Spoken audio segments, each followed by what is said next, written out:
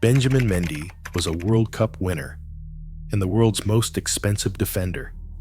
But within just a few years, his name vanished from football's elite stage.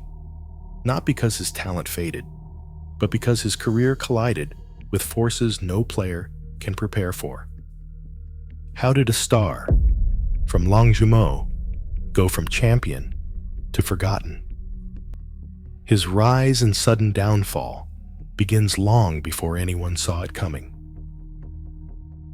Born in 1994, Benjamin Mendy grew up in Longjumeau, a working-class suburb on the southern edge of Paris. Football wasn't just a pastime, it was a way of organizing life.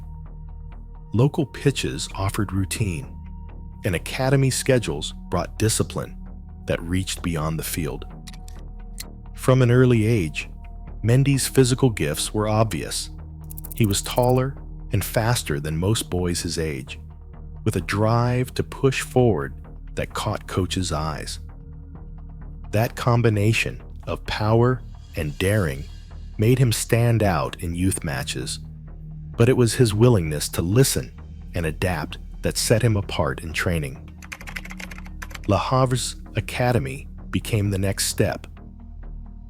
Known as a factory for French talent, Le Havre demanded punctuality, focus, and respect for the process.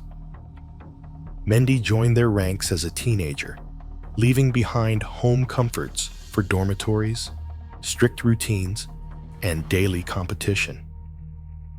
The academy's structure was relentless, with early mornings, studies, fitness drills, and tactical sessions. For Mendy, every day was a test of resilience and commitment. Coaches there remember a player who thrived on challenge, who wanted to prove himself not just as an athlete, but as someone who could be trusted with responsibility. By the time he made his professional debut for Le Havre, Mendy had already learned that football was more than a game. It was the foundation for everything else: stability, opportunity, and a sense of belonging. This early environment shaped the mentality that would carry him through the next stages of his career. Monaco's 2016 to 2017 season turned Benjamin Mendy into a player Europe could not ignore. In a team built to attack, he became the engine down the left, starting almost every major match and refusing to play with caution. Over 25 League One appearances, he logged more than 2,000 minutes, driving Monaco's charge to the French title. His 5 assists in the league were only part of the story. Mendy averaged more than 1 key pass every 90 minutes, and he attempted 5 to 7 crosses each game, numbers that matched the best wingers in France, not just the defenders.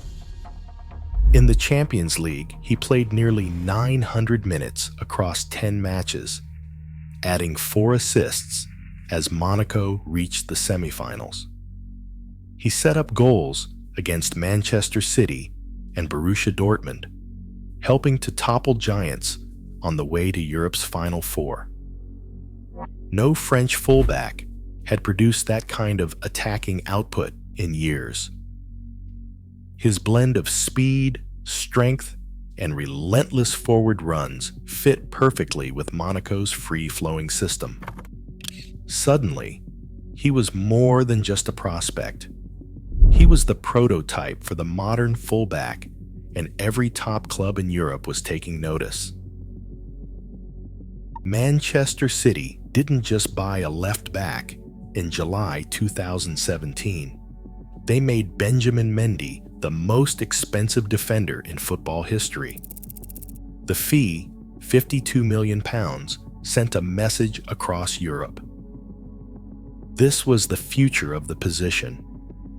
City handed him a 6-year contract, betting on his power, pace, and relentless attacking mindset to fit Pep Guardiola's vision of a modern, dominant team.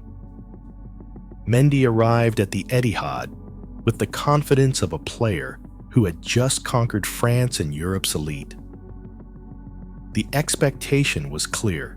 He wasn't just filling a role, he was redefining it. Within a year, he added the ultimate honor to his resume. In the summer of 2018, Mendy lifted the World Cup with France. At just 23, he held a Premier League winner's medal and a World Cup medal, two of the most coveted prizes in football. He stood on the podium with the world's best, part of a squad that had captured the imagination of a nation. For a brief moment, everything aligned. Mendy was at the apex of his profession, with security, status, and the promise of even greater things ahead. September 2017 brought the kind of injury every club dreads. Mendy tore the anterior cruciate ligament in his right knee during a Premier League match against Crystal Palace. Surgery followed within days, performed by Dr. Ramon Cugat in Barcelona. The club's medical team mapped out a recovery plan, with 7 months away from competition at minimum. In elite football, that is not just lost time, it is lost rhythm. Rehabilitation became his entire schedule. Strength sessions, hydrotherapy, hours spent relearning movement patterns under the supervision of club physios. By April 2018, he returned to the matchday squad, but the gap was obvious. The knee held, but the sharpness was not the same. The following season started with promise. Mendy played in 10 of the first 12 league games and produced 5 assists, but November 2018 brought another setback. This time, it was cartilage damage in his left knee. Another operation in Barcelona followed, and another stretch of isolation. He was out for 12 weeks, then made a cautious return. Each injury chipped away at the continuity that had defined his rise. The medical staff tracked swelling, monitored muscle imbalances, and adjusted workloads. But the reality was clear. Repeated trauma to both knees had turned a player built on power and acceleration into a long-term rehab project.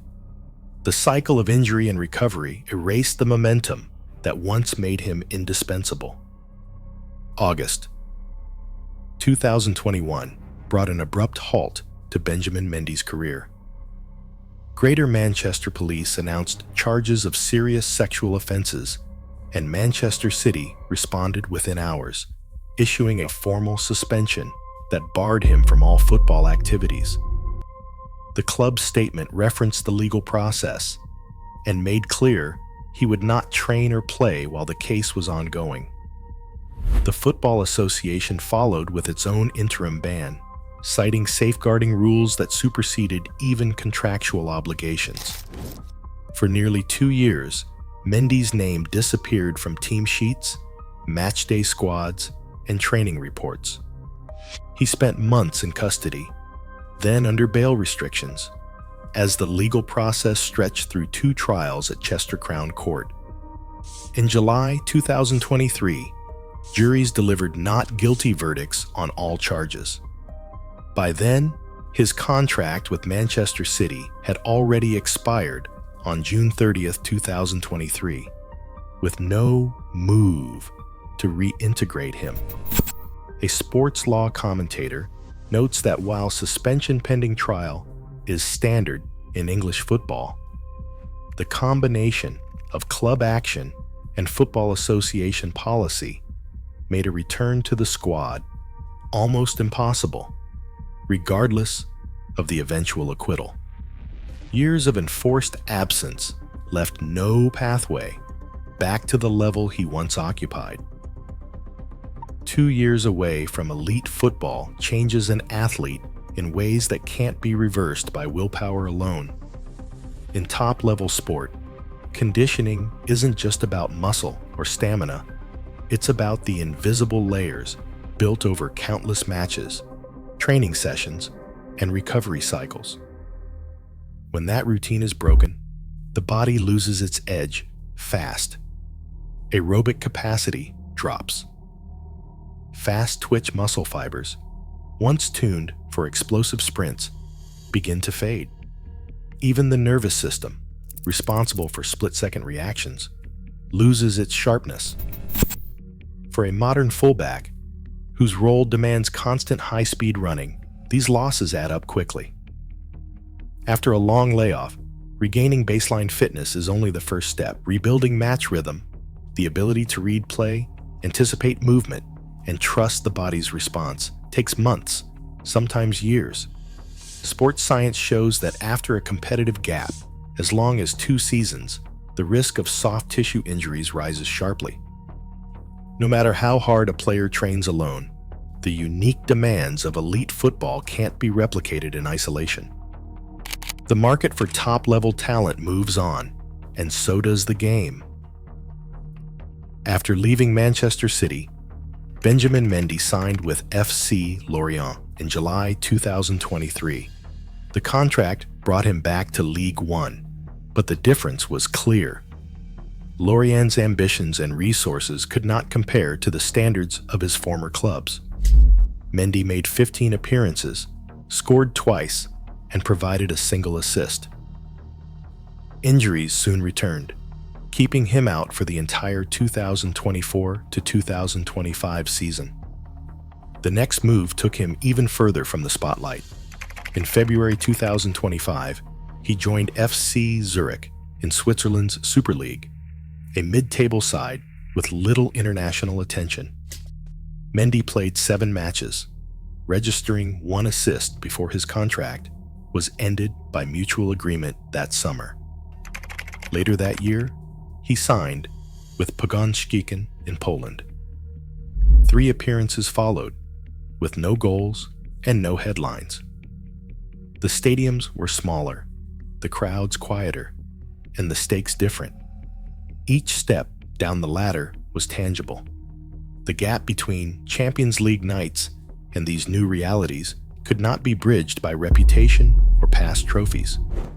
Mendy adapted, but the contrast was impossible to ignore. Elite football never waits. Today, each season brings fresh faces, and absence erases even World Cup winners from memory.